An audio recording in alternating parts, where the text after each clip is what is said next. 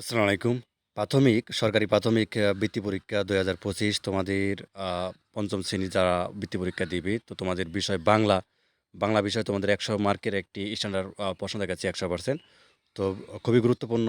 আর পরীক্ষার মধ্যে কি আসবে বৃত্তি পরীক্ষার মধ্যে এগুলো দেখলেই কিন্তু তুমি শিখে যাবে। ঠিক আছে? আচ্ছা, এখানে দেখো তোমাদের বাংলা বিষয় ১ম এই কবি ও কবিতার নাম সহ সংকল্প বা যেকোনো কবিতা থাকতে পারে। ঠিক আছে? ৮ লাইন মুখস্থ লিখতে হবে। এবং তারপরে দেখো নিচের শব্দের অর্থ লিখতে হবে। ঠিক আছে? ৫ টি দিতে বলে ৫ নাম্বার। আর কবিতায় কিন্তু ১০ নাম্বার থাকবে এখানে। আচ্ছা, যেমন এখানে জনম দেওয়া আছে, পার্বত্য দেওয়া আছে, গৌরব, আবর্জনা, বিলুপ্তি, তাই না? আচ্ছা, তারপর দেখো তোমাদের ৩ নং রয়েছে। ৩ নং এ তোমাদের এখানে নিচের শব্দ দিয়ে বাক্য গঠন করতে হবে। যেমন শিক্ষা। শিক্ষা দিয়ে বাক্য গঠন তৈরি করতে হবে। কিভাবে? শিক্ষা জাতির মেরুদণ্ড। ঠিক আছে? বা উপদেশ, পাঠশালা, কৌতূহল, দেশান্তর। আচ্ছা, এরপর দেখো ৪ নং এ তোমাদের এখানে কিছু যে বক্সের মধ্যে কিছু শব্দ দেওয়া আছে, এগুলো তোমাদেরকে বসাতে হবে। তো এখানে বলছে বাংলাদেশের পার্বত্য জেলাগুলোতে রয়েছে বিভিন্ন দেশ লোকজন। কি? হরিণ, জাতিসত্তার খ্যাতি, লাভেজন বা ঈদুল আজহা কোনটা হবে? আচ্ছা, তারপর সুন্দরবনে বাঘ ছাড়াও আছে নানা রকমের হরিণ হবে এখানে, তাই না? খ নাম্বারটা। আচ্ছা, এইভাবে তোমাদেরকে এগুলো বাকিগুলো হচ্ছে পূরণ করতে হবে। তো এরপর দেখো তোমাদের ৫ নং রয়েছে। ৫ নং এখানে কি করতে হবে? সঠিক উত্তর টিক চিহ্ন দিতে হবে। যেমন বিজু কাদের উৎসব, তাই না? এটা মায়ানমারদের না চাকমারদের বা রাখাইনদের কাদের হবে? অবশ্যই তোমরা বইয়ের মধ্যে পড়েছো। বা যুগান্তর শব্দের অর্থ কী? তো এখানে দেওয়া আছে। এগুলো হচ্ছে তোমাদের ৫ টা দিতে বলে ৫ নাম্বার। তো এরপর দেখো ৬ নং দিতে হবে তোমাদের। ৬ নং এ থাকবে হচ্ছে বিপরীত শব্দ। সৌভাগ্য, দুর্ভাগ্য, বাঙালি। আর কি হবে? বাঙালির বিপরীত শব্দ কি হবে? তারপর দেখো আ ভালোবাসা, তাই না? মিল, অমিল, খ্যাতি। তো এগুলো হচ্ছে তোমাদের বিপরীত শব্দগুলো লিখতে হবে। এরপর দেখো সংক্ষিপ্ত প্রশ্ন দিতে হবে। তো সংক্ষিপ্ত প্রশ্নের উত্তর দিবা হচ্ছে তুমি এখানে ২ টা। ঠিক আছে? ২ টা দিতে বললে হচ্ছে ৮ নাম্বার পাবা।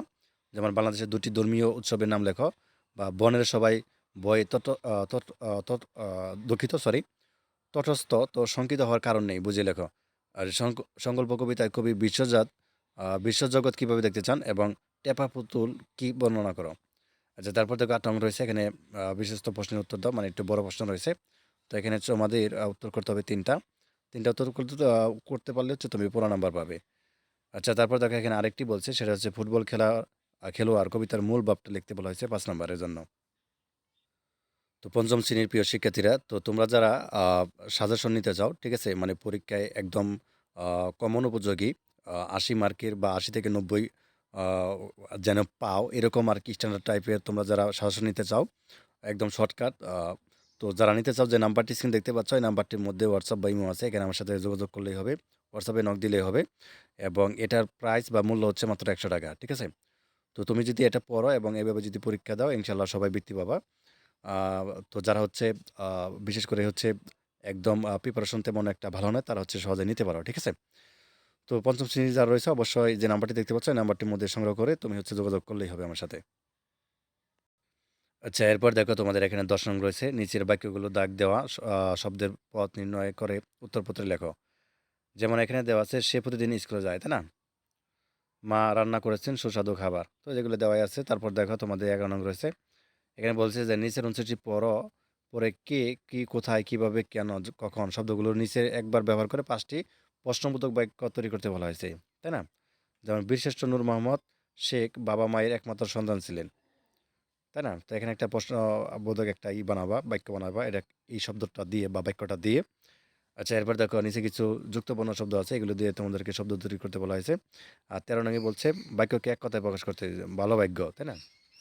আর ১৪ নং এ কি করতে হবে? ১৪ নং এ যে এগুলো পূরণ করতে হবে। প্রার্থীর নাম, মাতা-পিতার নাম এগুলো খালি এগুলো তো একদম সহজ ৫ নাম্বারের জন্য। আর ১৫ নং এ যেটি করতে হবে একটা রচনা বা একটা লিখতে হবে, রচনা লিখতে হবে। যেমন এখানে রয়েছে আমাদের দেশ বা সুন্দরবন বা ফুটবল খেলা। ঠিক আছে? ৩ টা দেওয়া থাকবে যেকোনো একটা লিখবা। যেরকমটা তোমরা বার্ষিক পরীক্ষা দিয়েছো আরকি। তো মোটামুটি এই ছিল। আর যারা সাজেশন নিতে চাও, ঠিক আছে? ৮০ থেকে ৯০% মতো কমন উপযোগী বৃত্তি পরীক্ষার জন্য ওই নাম্বারটির মধ্যে একটু আগে যেটা দেখলাম ওখানে যোগাযোগ করো। হোয়াটসঅ্যাপে আমাকে মেসেজ দিলেই হবে। তুমি হচ্ছে পেয়ে যাবা সাথে, সাথে। ধন্যবাদ সবাইকে। আল্লাহ হাফেজ।